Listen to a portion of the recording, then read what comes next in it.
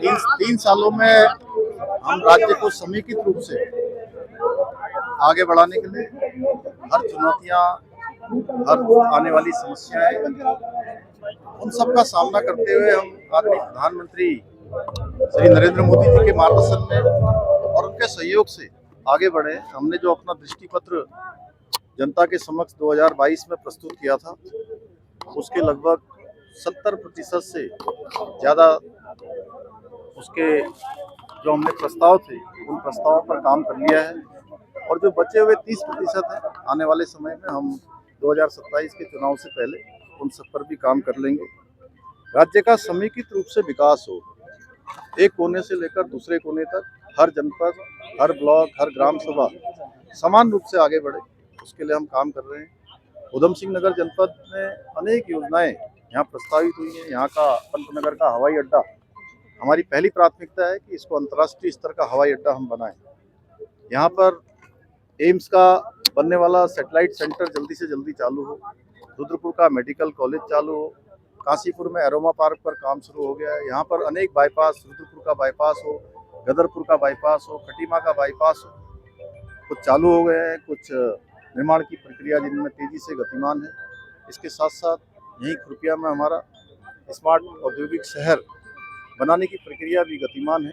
उसके बन जाने से लाखों नौजवान युवाओं को यहाँ रोजगार मिलेगा, यहाँ की आर्थिकी बढ़ेगी, हजारों करोड़ रुपए का यहाँ पर निवेश होगा।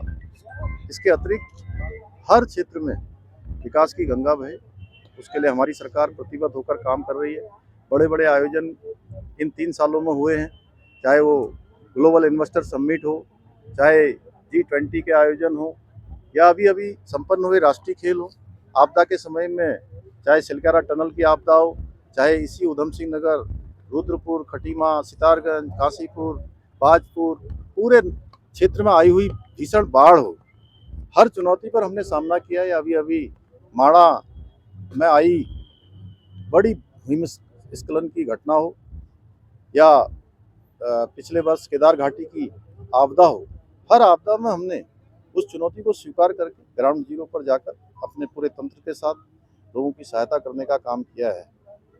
इसके साथ ही हमने बहुत सारे ऐतिहासिक निर्णय लिए, चाहे वो पूरे देश में सबसे पहले UCC लागू करना हो, या सख्त दंगा रोधी कानून बनाना हो, धर्मांतरण रोधी कानून बनाना हो, या नकल रोकने के लिए सख्त नकल का कानून बनाना हो, जिसके लागू होने के बाद 20,000 से भी अधिक नौकरियां सफलतापूर्वक संपन्न हो गई। और एक मामले में भी कहीं पर भी कोई विवादित मामला नहीं आया, कोई ऐसा प्रकरण नहीं आया। आज हम सतत विकास के लक्ष्यों को प्राप्त करने में भी देश में हम पहले पायदान पर है। पूरे देश के अंदर रोजगार देने के मामले में भी हम आगे बढ़े हैं। बेरोजगारी दर में 4.4% की कमी लाए। स्टार्टअप के क्षेत्र में जहां हम सामान्य स्थितियों में होते थे, अब हम पूरे देश के अंदर लीडर्स की श्रेणी में। प्रवासियों के हम सम्मेलन कर रहे हैं, उद्योग समूह को हम यहाँ आमंत्रित कर रहे हैं। हमने सख्त भू कानून भी लागू किया है, लेकिन सख्त भू कानून के साथ साथ निवेश करने वाले, उद्योग स्थापित करने वाले, यहाँ रोजगार का सृजन करने वाले, उन लोगों को किसी प्रकार की कहीं कोई समस्या ना आए, उसके लिए भी हमारा जो ease of doing single window system है, उसको हम और मजबूत कर रहे हैं।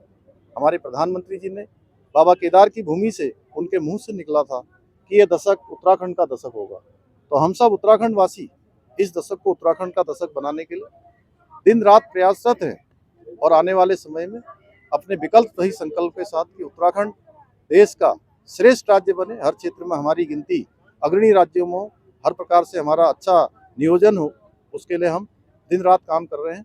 उत्तराखंड की जनता ने लगातार हमको आशीर्वाद दिया है। मैं देवभूमि उत्तराखंड की जनता का भी धन्यवाद देना चाहता हूँ कि 2022 के आम चुनाव में उन्होंने देवभूमि के अंदर एक मिथक तोड़ा, एक परिपाटी बदली और एक नया इतिहास बनाकर 5 साल में सरकार बदलने वाली जो प्रक्रिया थी, उस प्रक्रिया को स्टॉप कर दिया।